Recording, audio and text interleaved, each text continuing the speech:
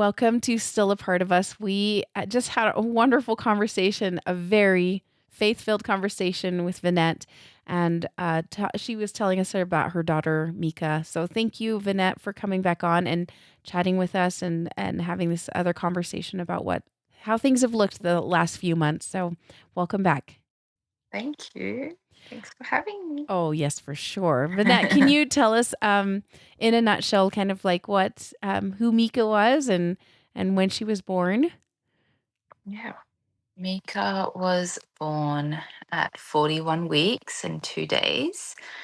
And what else was there that I had to answer? And yeah, so why did she pass away? And She had anencephaly, or anencephaly. I've noticed other countries call it differently. yeah, mm-hmm, And we were diagnosed at 22 weeks, mm-hmm, and we decided to continue carrying her after a bit of tossing up between our options, but we're very much grateful that I got to carry her, and we got to celebrate her 7 hours with us, yeah, and bring her home for 5 days. Yeah. so beautiful. I would highly recommend it. There was a lot of beautiful points in your earlier interview, so recommend anybody listening to that hearing Mika's life, and it's just so, like you said, so faith filled and so uplifting to hear about your time with her. So Thank you. Yeah. at the time of this recording, it's really only been how long? How many months since she passed away? Today be 8 months and 1 day. Okay. So So yesterday was 8 months. It was in July. okay. And so it really n- Yes. it has not been long, really, No. since you had her and then lost her so quickly. How were those first few months of after she passed away? How were those, and how did you navigate those first few months? Those those months were hard in, I think, feeling a sense of alone, but not Mm, physically being alone. yeah. Like I was constantly surrounded by people and so much support and love, we felt, but just a sense of no one truly gets it Yeah. because I'm her mum, because no one knows Mika the way that I do, Yeah. um, because I carried her with me every moment for 10 months. Yeah. Um, so, yeah, that's how that loneliness kind of feels. And it's just mostly at night when I can't sleep and I'm thinking about her that I cry, but it's just that I miss her. It's not a very dark cry. I don't know how to explain the kind of grieving that I've been going through, but yeah, it's just that I miss my baby. Yeah. Vinette, just in the time we've chatted before these interviews and during your other interview, I feel like there's there's the sadness that's kind of tinged with some darkness and anger, I think. And it feels like your sadness is tinged with just missing your baby. And that is we all as mothers, we feel that. We feel that missing. Um Yeah, but yeah, it feels like you don't have much of the anger. There's not very much anger in yeah. in the No, I grief. can't say that I've had probably any anger through this whole journey with her. Um, it she just hasn't brought me any anger, Yeah, and I can totally see how it could lead to that, like yeah, going through a life experience like this. For anyone, it could lead to it. But I think just the way that our story started and the way that God led us into this, both my husband and I, it was so spirit led that we were almost prepared. yeah, Um, like He really prepared us. Just those 5 words of "I will be with you" yeah, just led me and held me through every single milestone we went through. yeah. Yeah. Yeah. It really is so such a beautiful story and testimony. It sounds like that you guys had so much support from your community, from your family, and a lot of people uplifting you and taking care of you. What were some Yeah. other things? I know you mentioned that your church took care of a meal train, and that was a big thing that Yeah. really took care of you. Are there Yeah. any other things that stood out that would be something that really helped you in those first several months that you want to shout out and give anybody any thanks? Um, Let me have a just having, yeah, having family and a community, even that, or anyone, a friend that's gone through loss, even a different kind of loss. I had a friend that had a stillbirth, Yeah, and we talk about our babies all the time together, and we celebrate our babies being in heaven together, and just little moments like that, so special yeah, and bring so much hope and joy. yeah. Yeah. So finding someone, even if it's just one friend or one person who can relate.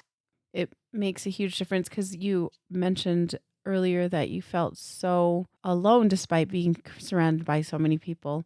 Yeah. At just because they've never experienced what you are going through, and it's hard to relate on that level. I feel Yeah. like, um, Yeah. And like, it's not to blame anyone for no, not no, no, trying to be here, but I think every mother who goes through a loss will probably say the same thing, because no one else knows your baby. yeah, No one no one had the same connection that you did, and nobody loved your baby like the way yeah, that you did. yeah, Yeah. So yeah, it's sad, but it's also so worth celebrating that we as mothers have been given this honorable job to love our babies, and we are the ones that get to have this yeah, relationship with them. yeah. So special.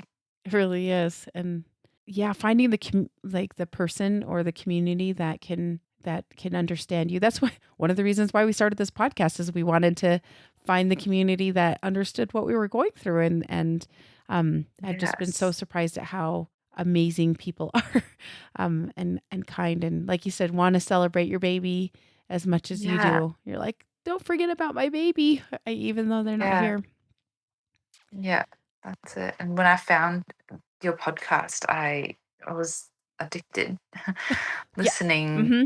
yeah, it was just so like strangely satisfying to know that other people are going through Yeah. similar situations, and these feelings are my feelings are valid, and their feelings are valid, and there's Yeah. such a wide range of grief and Yeah. scenarios. Yeah, Yeah. builds a lot of like compassion and empathy. Yes. It's helped me to at least Yeah. have that. And Yeah. I completely agree with you, and also to not feel so alone in this journey. Yeah.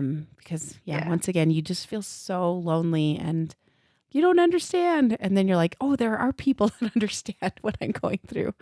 Um, Yeah. Yeah. just yeah, even talking with you today, I was like, yeah, you understand. This is what it's like.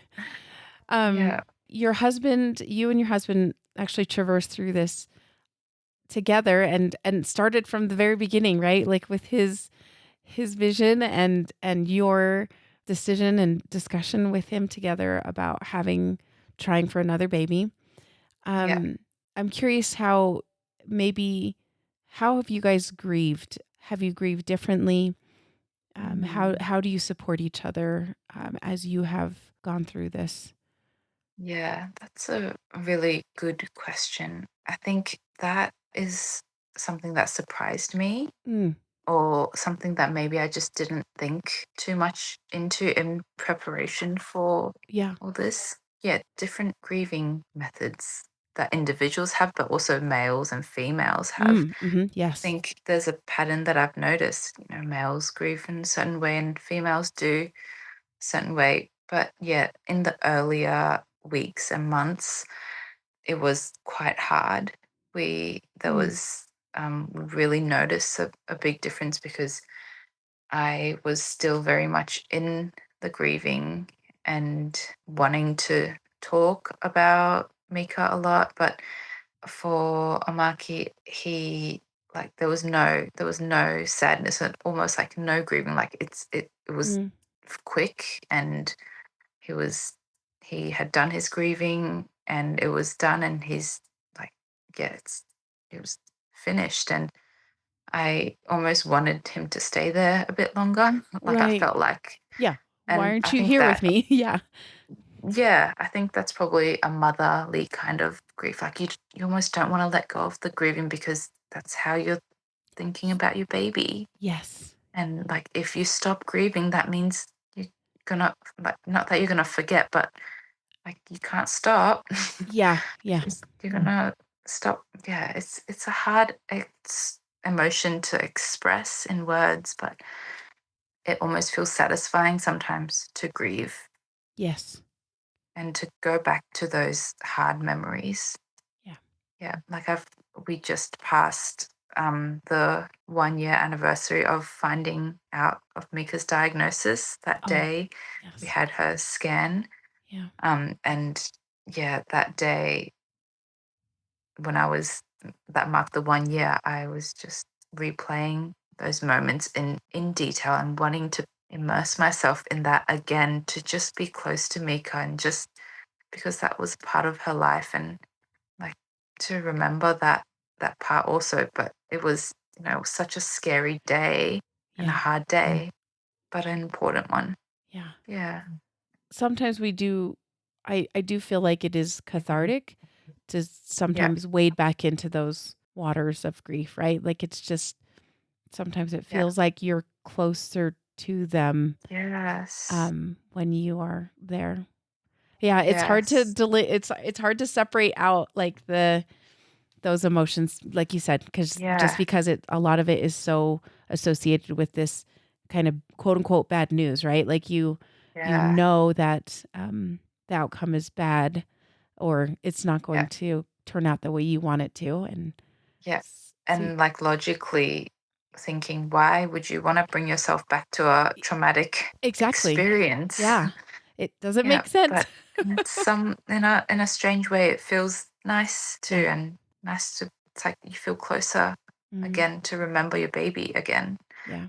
Yeah. It's it's so funny. It's just we're Yeah. so funny. Yeah. And how for your children, because you have, they were what 5 and 3 at the time, and now they're 6 and 4. How have they? I guess how have you helped them navigate the grieving process? Because little kids are, like you said, they kind of just accept a lot of things. But I'm Yeah. curious how you guys have talked about Mika, or if you bring her up often, or if the kids bring her up often in Yeah. your household.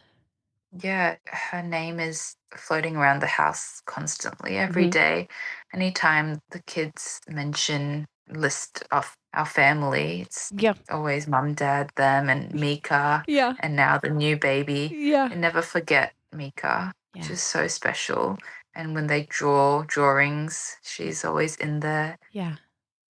We have a teddy bear. So we went out, I brought the kids out to buy Mika a cuddly toy to give to Mika Yeah. when they met her, and they got themselves one as well.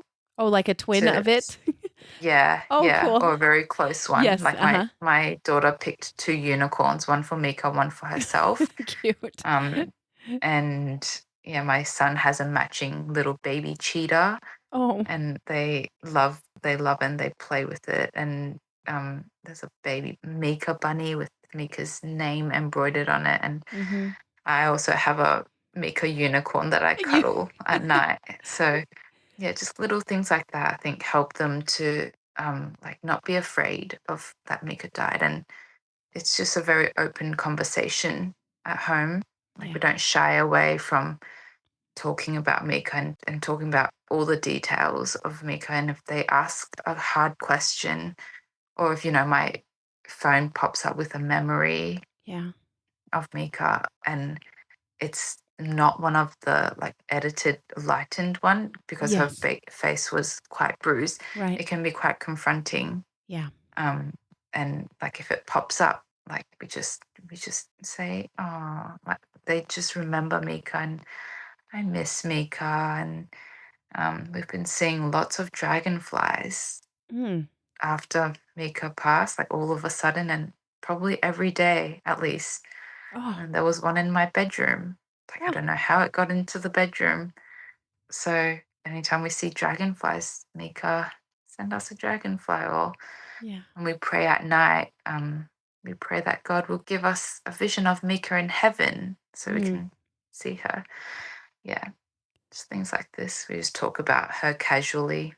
Yeah. Yeah, and the kids will often say that they miss Mika, and they often will tell strangers that they just met that their baby sister died and she's in heaven now, so it's okay. Yeah. Yeah, Little my kids are daughter's the having, best, aren't they? yeah, my daughter changed to a new daycare and she's telling all her friends while I was sitting there next to her. She's like, because I now have another bump, and she was stroking my belly, and then she decided to tell her friends that baby sister Mika died, and her other little friends are like wide eyed, like and looking very shocked and don't doesn't know Don't know what to do. what. Yeah, yeah. Yeah, my And daughter the did that. teachers are Yeah. like, "Is this okay?" And yeah, Yeah. like, yeah. But then they very quickly learn that Akira just is so comfortable Yes. talking about her sister Yeah. like that, and it's okay. Yeah. Like, we're all okay. We're all Like, okay. everyone can talk about Mika Y openly. Yeah, So and that's, I guess, how. I Yeah. think that's so sweet. I just think that, because I one of the things that I've noticed, and I don't know if you've noticed this but people are very scared to talk about death in general, right? Yeah. They Yes. don't like confronting that because it kinda helps it focuses on your mortality, I think, like, it just is like, "Oh, I'm gonna die one of these days," and a lot of us are not quite okay talking Yeah. about that, and so to have a Yeah. little kid like, "Oh, yeah, my brother," that was my daughter, she was like, "Oh, yeah, he died, he's in heaven," and Yeah. just so simple, and it is what Yeah. it is. Yeah. Just Yeah.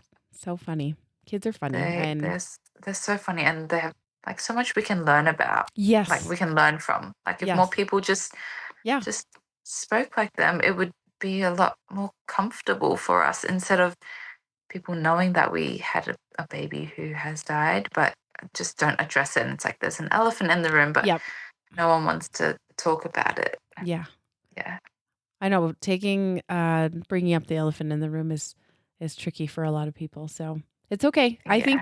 I think for me anyway, it's that it is nice to when somebody asks me about my son and what happened because I'm like happy to say it, but nobody ever feels like it's appropriate. So Yeah. it's Yeah. tricky.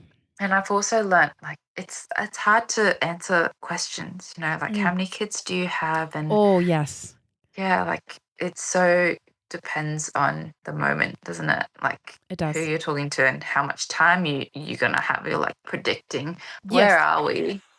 What How many kids are do here they right now? How does much this time? person yeah, does this person can they take this? Like, sometimes I have to Yeah. do that too because 'cause I'm like, Yeah. I don't know if they're yeah, it's gonna Yeah. take forever. If Yes. yeah, Yeah. it's kind of a grocery store situation versus a friend situation, I feel like. Yeah. Yeah. Um, Vinette, I like to ask this question, along with the earlier ones, but, were there some things or some things that people said or did that you're like, "That was not as helpful in supporting somebody that is going through this kind of grief?" There's just a few things that I feel like can be a little bit harder if people are not super careful when they're addressing a mom that's lost a baby. Is there anything that you noticed or, don't call anybody Yeah. out per se, but just like, maybe not say this, type of thing? Yeah. Yeah. There's one incident that pops up when you ask me that, and that's someone came to our house to visit. It was a partner, a family member, Mhm. and um, they like we've been friends for a while, so I know him. I've known him for quite a lot of years, and I'm like just saying, you know, you don't seeing you don't have to go into our theater room where it was the coolest. Like the kids were in the theater room watching a show with Mm. Mika, like Uh-huh. Yeah. there Yeah. in that cold room, and while the adults were out there just having a chat, and they came to visit us, and I was just saying like you don't have to go in to see her, like, and I don't think it's for everybody, and that was my hint in saying it's probably not for you Yeah. because I just know this person can be sensitive to Yeah. like death, Yeah. and he said no, like I have to do this. So he was very hesitant in opening the door and like just leaning his head on the door and like building up, it's like building up courage, and I'm like, you really don't have to do this, like. Yeah. And he was adamant that he had to, so he got his partner for support, and they went in, and 2 minutes later they came out and didn't really say anything. And I was sitting in the living room with some other family, and they just came back and started the conversation like a regular work topic. And in the middle of it, he was talking, and then all of a sudden he's like, "Oh, keep talking, keep talking. I'm having flashbacks." I'm like gesturing to Mika's direction. Oh. Oh. So yeah, Oh. and that just like I didn't know what to say in that moment. Like, what do you mean? Like flashbacks of what? And like I knew exactly what he meant because Yeah. yeah, it was just sad, and like not everyone knew that Mika had bruising on her face and Yeah. that the purple was from bruising, not from her body deteriorating. Yeah. And it can be confronting. Yeah. Um, it's just not something appropriate that you would say to a grieving mother that's like one day out from Yes. losing her baby. Yeah. Um, Because that you're I having flashbacks y of seeing her baby's face. yeah. And because this was one thing I think most moms who are maybe listening to this know this, like, your baby is perfect. Like, you Yeah, see your baby as just absolutely the sweetest little face, and regardless of how they do look, because 'cause they're your baby, and yeah, that is you want your baby in your head to be, like, perfect always, and to have yeah, something like that be said, that's probably that's hard to hear, like, that's hard to hear. yeah. And like I didn't realize at the time how hard that was for me, Yeah, but it's really like imprinted in my head now as a tainted memory. yeah. Like you don't want anyone to feel that about your Your baby, baby, and yeah. especially like I warned him not to, Yes, you're like, "You and really don't have to go in." yeah, and that's like yeah. Yeah, So that's not helpful yeah, to make any negative comments, even if the baby or, anyone that has died is not has some imperfections. yeah, Like you just don't mention it. yeah. It's not they want to remember their baby the way they remember their baby, so yes, Yeah. I completely agree. Yeah. That one's yeah. That one's a new one, actually. I haven't heard that before, so, um, uh, and I know that you have mentioned that you are pregnant again, Yeah. and you're expecting a baby here in the next few months, which is wonderful, but also I suspect a little concerning as well. How are you feeling with this pregnancy? Yeah. Good. Overall, good. Each scan has been a little bit nerve-wracking. Yeah. Oh, yeah. Um, I bet. yeah, like again, I didn't really realize how much the last experiences have left me, but it's almost like a maybe PTSD kind of Yes. reaction in the body when you're going through that same scenario of a scan again. Yeah. And yeah, I'm just so much more aware of what the sonographer is doing and every point that they're scanning, and if they're going over things, and Yeah. yeah, yeah. So that's a little bit more nerve wracking, I Yeah. find. But yeah, overall, it's been good. Okay. Yeah, And you yeah, guys felt at peace with making the decision to try again. I know it's a yeah, hard decision to make, I think, after. after losing Yeah. a baby. Yeah, it's hard and it's scary, like Yeah. what if it happens again? And yeah, I think after Mika, like what I said in the first episode, we weren't actually sure about having a third. But after Mika, we were sure. Yeah. Like after losing her and not You having her here, we're like, we want yeah. another one. Yeah. Yeah. Yeah. And like not another one to replace her and to, No. yeah, not anything like that, but to add to our family. And she'll always be our third child, and we're having our fourth. Yeah, So, yeah, exactly. Oh, yeah, that's wonderful. Yes, I think people don't quite realize they think that you're having a baby to replace the baby you lost, and you're like, it's yeah, that's not a thing. yeah, You're like, yeah. No, Mika just like made it more evident that of how much you're we actually did want a third. Like we yes. didn't realize until we had Mika of how Yeah, much we wanted a third. And and to add to your family. yeah, Yeah. now yeah. And the kids are so excited. So it's no turning around. Yeah. Yeah. They're very excited. Yeah. Oh, that's so fun. Vanette, it has been such a pleasure to talk with you today. I am wondering if you have any last bits of advice for moms that are going through this that might help them or just make them feel a little bit more comfort during this process. Yeah. Yeah, just don't be afraid to ask for Mm, things during that time. I think so many people want to help, like genuinely want to be there and help. yeah, And like, don't think you're too much. yeah, Maybe I'm just a bit of a people pleaser, but I feel like now thinking back, there was people that really wanted to help, and I could have yeah, asked a bit more or reached out. And even the one regret that I had, which I spoke about before, of not asking the midwife to bring Mika over, so I could hear her heartbeat, like thinking that was just too much to ask yeah, and missing that moment.